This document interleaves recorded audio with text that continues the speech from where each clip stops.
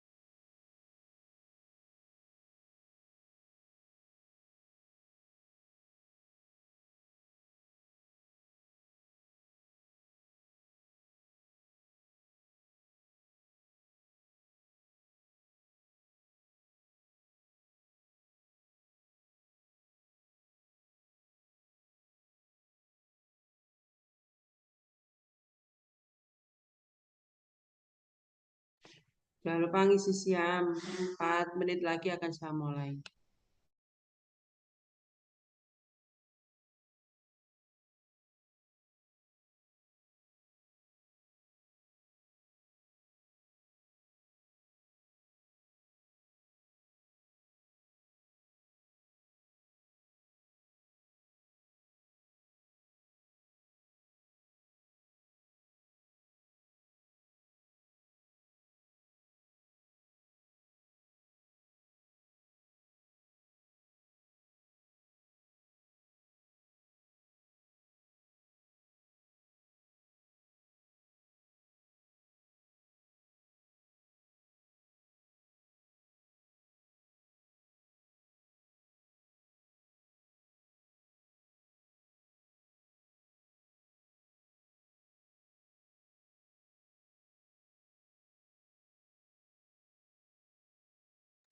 Jangan lupa ngisi siang 3 menit lagi, 2 menit lagi akan saya mulai ya.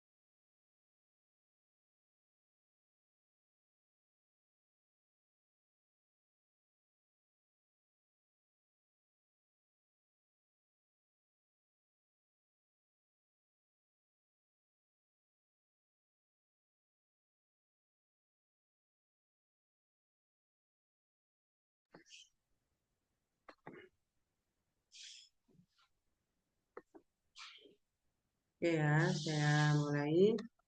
Bismillahirrahmanirrahim. Assalamualaikum warahmatullahi wabarakatuh. Halo mahasiswa, ada?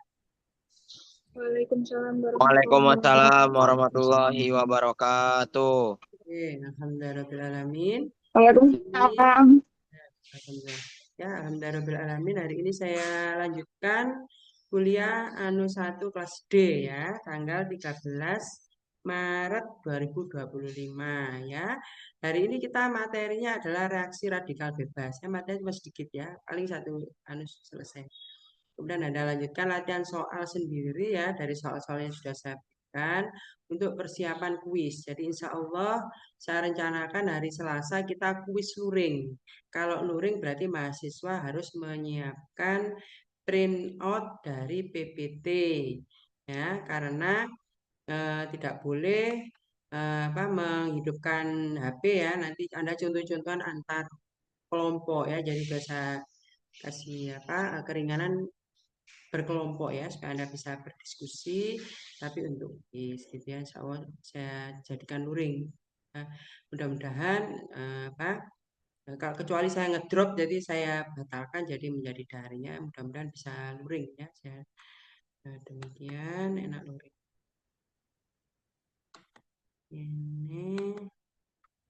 ini pengisian shadow ya jadi presensi saya ya, jadi aktivitas dosen mengajar, jadi hari ini reaksi radikal bebas dan latihan soal ya, jadi nanti unggah bukti nanti di akhir minggu insya Allah. Oke.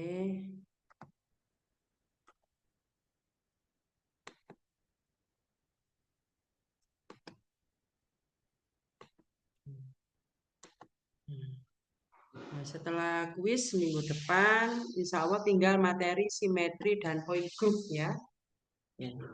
Sampai akhir, jadi 3 kali pertemuan terus kemudian hari raya. Ini reaksi radikal bebas ya. Ya, oke. Bagus, bagus. Oke, ini adalah materi reaksi nukleofil reaksi radikal bebas ini 200. Ini sudah sekarang ini ya. Jadi nanti ini sekitar 300 ini 3 pertemuan ya. 300. 300 dengan kuis ya. Ini referensinya ya. Di Huhe, kemudian ini saya ambil dari prinsipal ada ya di nggak ada ya di apa Misler konsep dasarnya itu nggak ada. Ini saya ambil dari handout ya, ini handout lecture di internet. Ini definisi dari radikal bebas ya.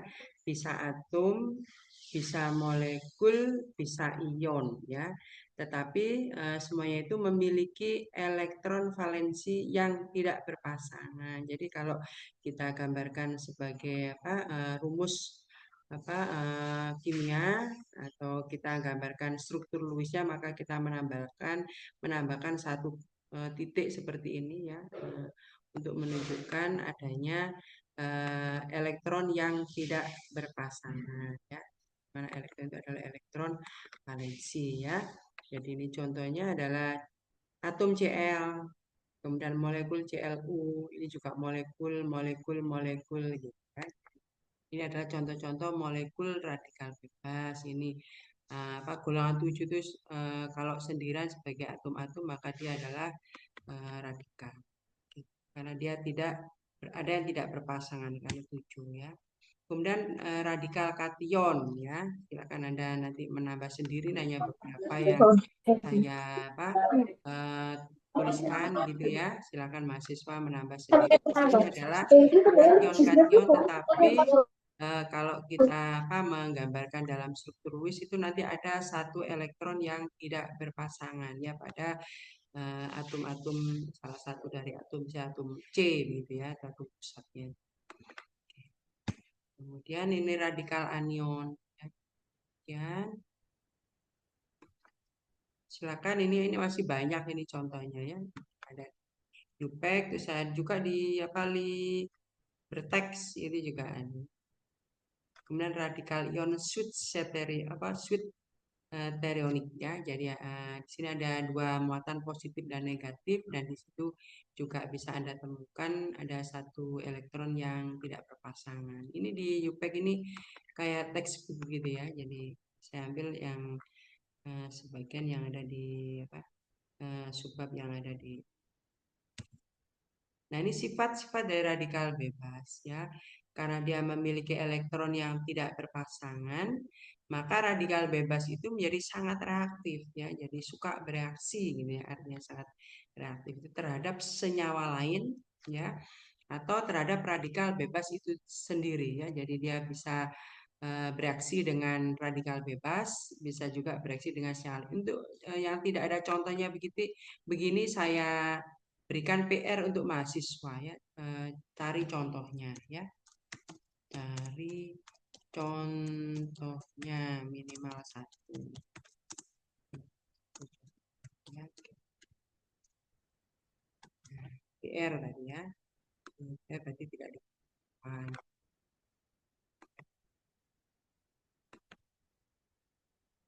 Ya. Kemudian seringkali secara spontan itu membentuk dimer atau mengalami polimerisasi. Ini saya berikan contoh ya. Jadi slide berikutnya. Jika kontak satu sama lain ya, karena dia sangat reaktif, jadi dia juga bisa membentuk dimer atau polimerisasi ya. Ini ya. Jadi ini dengan ini dikenai panas sehingga terbentuk radikal. Radikalnya nyerang suatu senyawa sehingga terbentuk radikal. Kemudian radikalnya menyerang senyawa yang lain membentuk dimer ya. Dimer tapi radikal. Dimer radikal di sini menyerang senyawa membentuk polimer radikal dan seterusnya. Ya.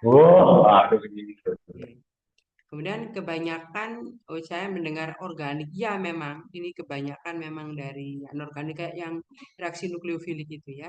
Jadi silakan mahasiswa mencari contohnya yang anorganik ya, nanti ada yang anorganik, jangan khawatir. Kayak kemarin reaksi nukleofilik akhirnya saya menggunakan chapter yang organik ya, tetapi rasa anorganik ya. Jadi pembahasannya anorganik dari gaya intermolekuler, dari pembentukan ikatan dan pemutusan ikatan. Kebanyakan radikal stabil hanya pada konsentrasi rendah dalam media inert atau vakum.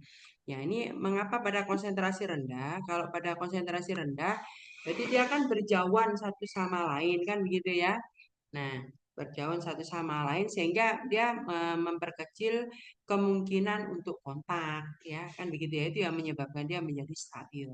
Kemudian dalam media inert atau vakum, ya jadi vakum, jadi berarti di situ tidak ada yang lain, atau di situ dalam media inert berarti gas yang inert yang sulit untuk bereaksi, ya misalnya dalam N2 misalnya biasanya begitu, atau vakum biasanya yang dalam kondisi inert. Ya, jadi ini tadi terima kasih, itu organik ya. Memang saya nemunya ini ya, yang polimerisasi. Jadi ya silakan Anda mencari yang anorganik ya, dimer dan polimer yang anorganik. Untuk PR ya. Nah, di sini.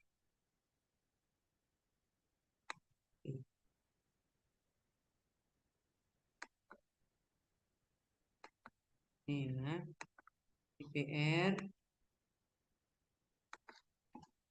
PR cari contoh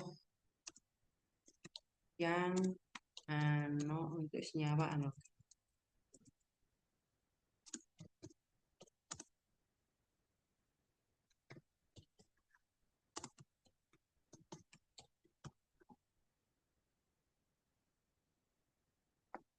Jadi harus dicari ya, kemungkinan siapa tahu saya keluarkan di ujian gitu ya.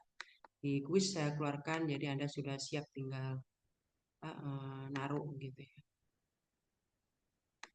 Oke, dicari.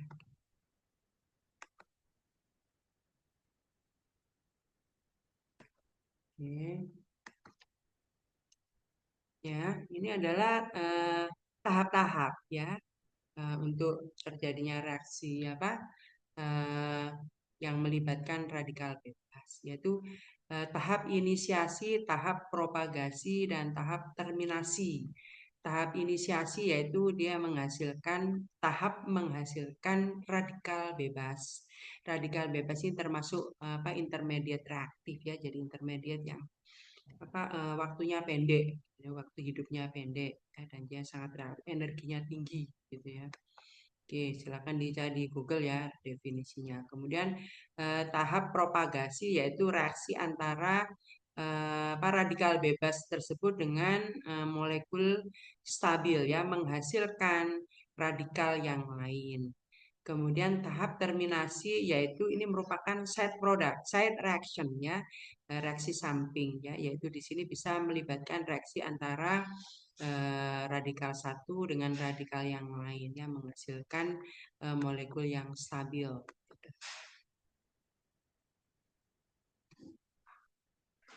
Oke. Jadi ini sama ya, ini dari Libertech ya, jadi silakan nanti dibaca sendiri ya. Jadi di sini ada istilah intermediate reaktif, jadi nyambung. Jadi di sini langsung kaitannya dengan radikal bebas ya.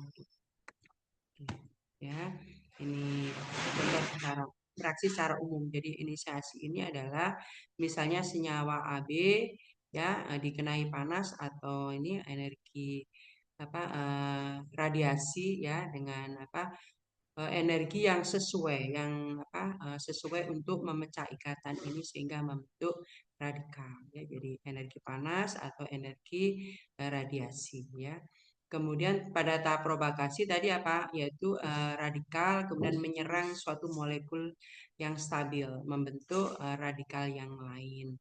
Kemudian pada tahap terminasi di sini ada reaksi antara radikal satu dengan radikal yang lain yang bisa saja itu merupakan suatu side reaction ya, atau reaksi samping dari reaksi yang ditujukan untuk membentuk produk. Jadi di sini terkait dengan pembentukan produk di daerah propagasi. Ini contoh reaksi yang terjadi dengan melibatkan pembentukan radikal bebas. Contohnya yaitu ini metan ya bereaksi dengan klorin pada temperatur sekian atau dikenai radiasi. Ini ada di handout tadi itu ya. Menjadi klorometan ditambah HCl ya. Ini. Jadi ini organik, anorganik, organik, anorganik ya gitu. Ya.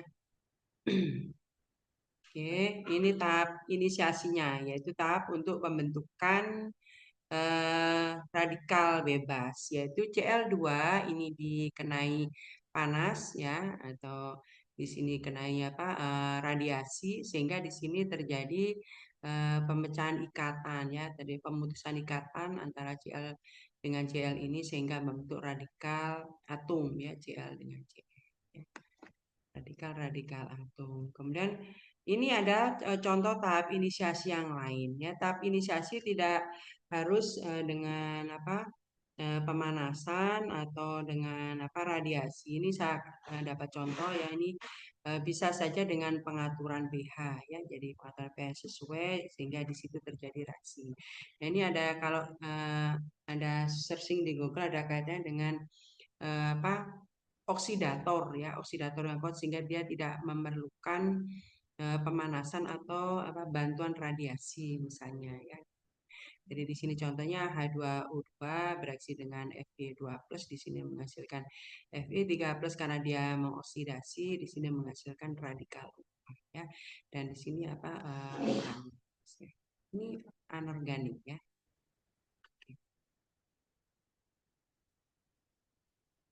Ini sekarang tahap propagasi. Tadi kan pada tahap inisiasi itu kan terbentuk atom-atom radikal yaitu Cl ya. Atom-atom radikal Cl ini dia menyerang ini ini CH4 tadi itu ya, menyerang CH4. Nah, di sini sehingga terjadi radikal yang lain ya. Terjadi radikal yang lain sehingga di sini terbentuk radikal metil ya ditambah dengan produk HCl. Nah, kemudian di sini metil radikal metil ini kemudian menyerang Cl2 ya, menyerang tadi kan reaktannya Cl2 dan CH4 ya. Dia menyerang Cl2 sehingga di sini dihasilkan CH3Cl ditambah Cl ini Cl minus ya, tak dulu ya, Cl minus sampai Cl radikal di atasnya Cl radikal ya. Nah, ini kan saling mencoret sehingga di sini reaksi totalnya ya, tadi CH4 ditambah Cl2 ya menjadi CH3Cl ya ditambah dengan HCl ya. Organik, anorganik, organik, anorganik ya gitu. Jadi di sini produk diperoleh pada tahap propagasi ya. Jadi nah, tetapi di sini ada tahap terminasinya. Tahap terminasi di sini yaitu tadi side reaction ya, atau reaksi samping. Jadi ada kemungkinan di dalam sistem tersebut itu juga ada reaksi ini radikal Cl dengan radikal Cl ya. Kemudian ini menyerang radikal Cl ya. Jadi Cl CH3 radikal menyerang Cl radikal. Saya rasa ini akan lebih mudah daripada dia menyerang ini saya rasa. Jadi dia menjadi pesaing begitu ya. Ya. Jadi ini selain harapannya tadi menyerang ini, dia juga akan menyerang dirinya sendiri. Jadi untuk reaksi yang pertama ini ada pesaingnya yaitu dia menyerang sesama radikal Cl. Yang kedua dia ini menyerang radikal CH3 menyerang radikal Cl. Kemudian ini CH3 radikal menyerang CH3 radikal yang lain. Sehingga di sini dihasilkan side produk yaitu menghasilkan Cl2 sama dengan reaktannya. Kemudian dihasilkan juga CH3Cl. Ini kebetulan sama dengan produk yang diharapkan. Dan kemudian di sini dihasilkan C2 H6 ya, di sini merupakan side produk yang lain gitu ya.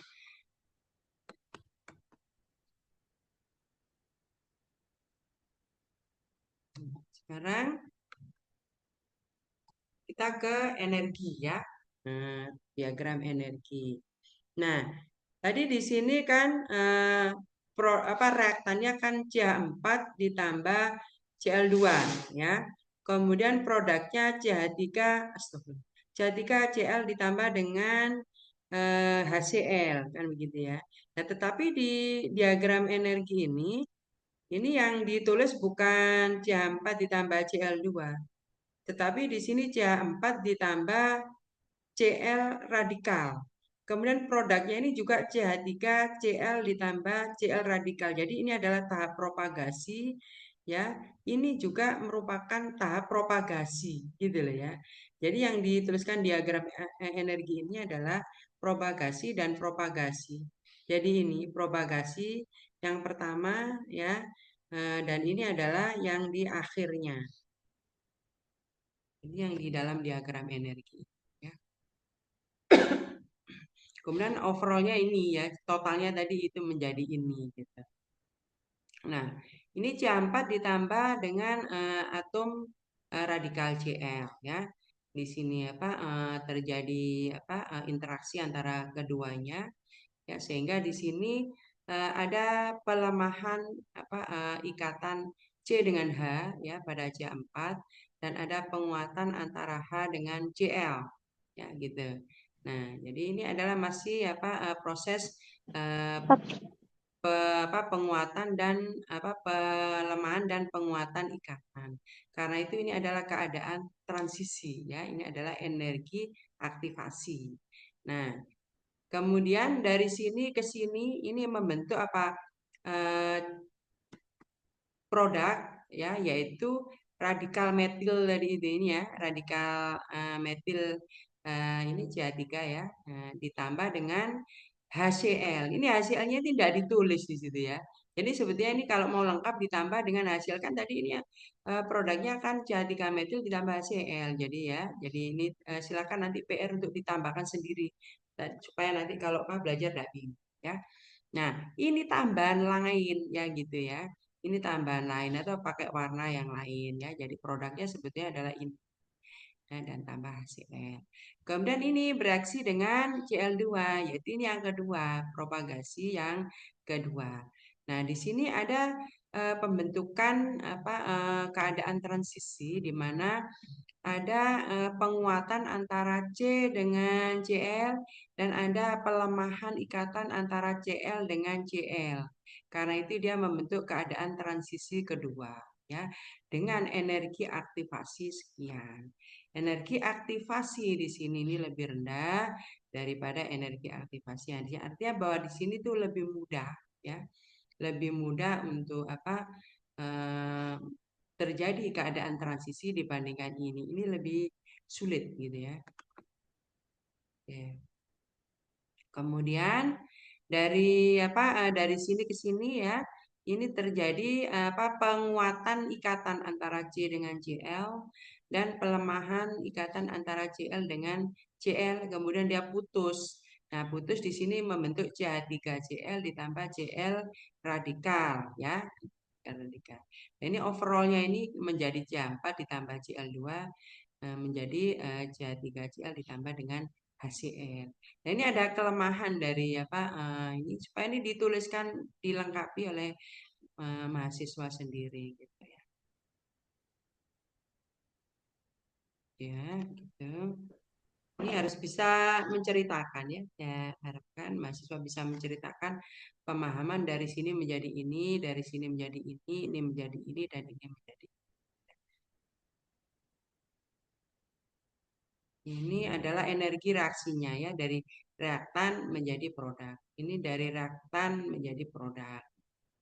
Jadi dari reaktan menjadi produk, dari reaktan menjadi produk.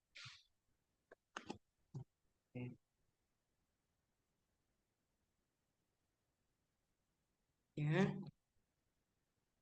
Ini langsung kita ke contoh ya, terus selesai. Reaksi kerusakan, contoh reaksi kerusakan ozon ya ini ya.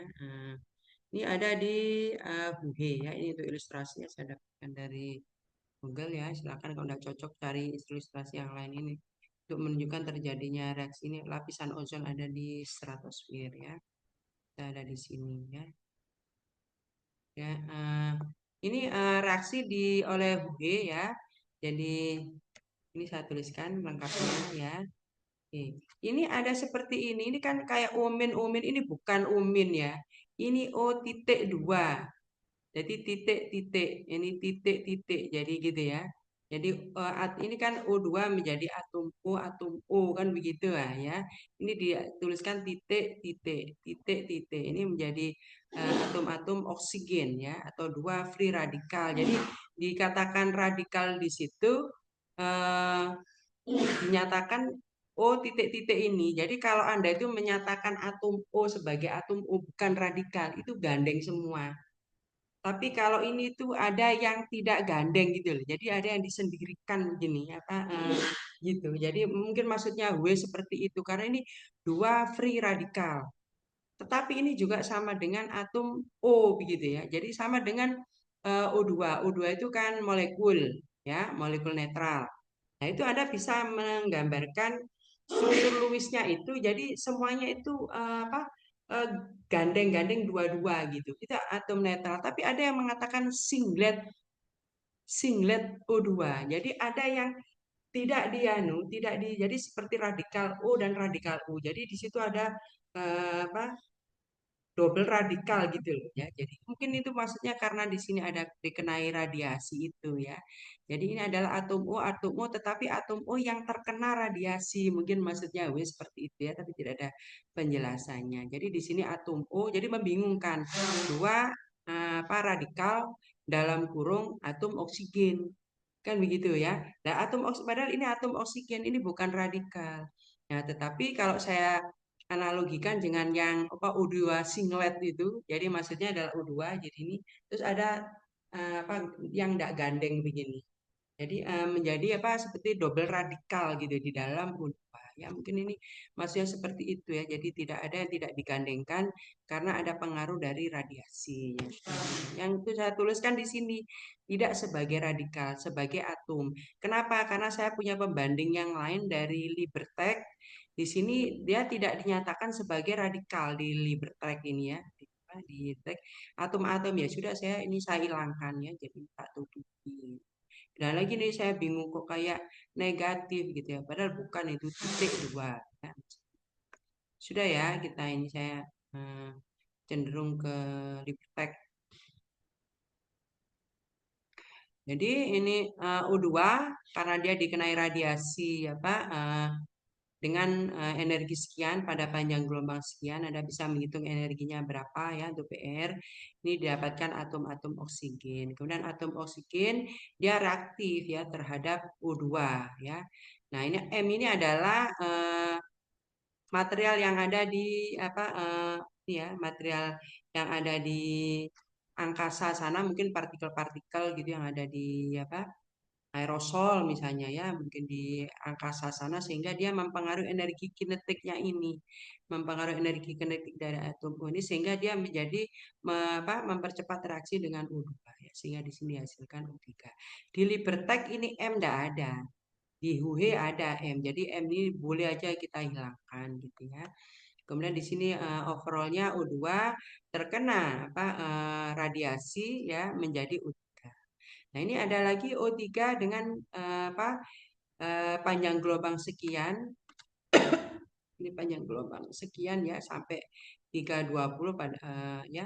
Jadi ini silakan nanti energinya ya. Panjang gelombang semakin kecil energi semakin besar. Ya. Dengan panjang gelombang ring sekian ini dia bisa menjadi lagi. Ya.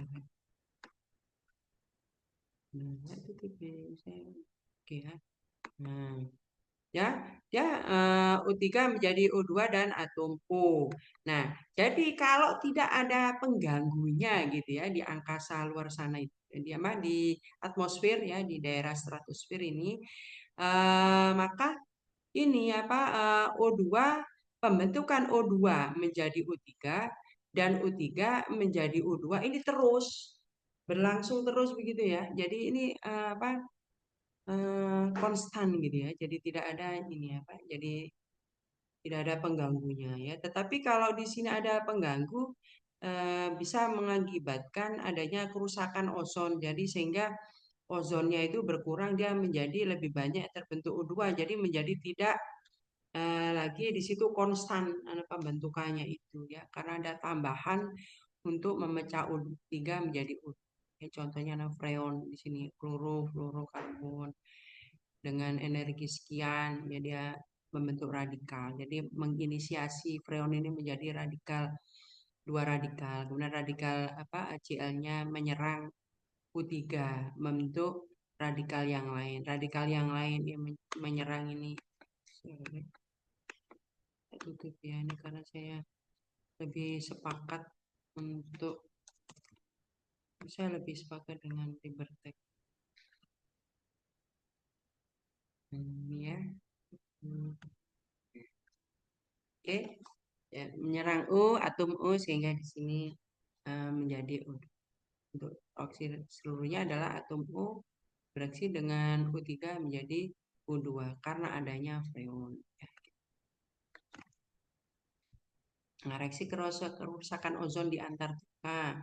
Jadi di Antartika itu ada terbentuk ICl radikal. Ini PR ya. PR pembentukan ICl radikal di Antartika. Silakan dicari ya.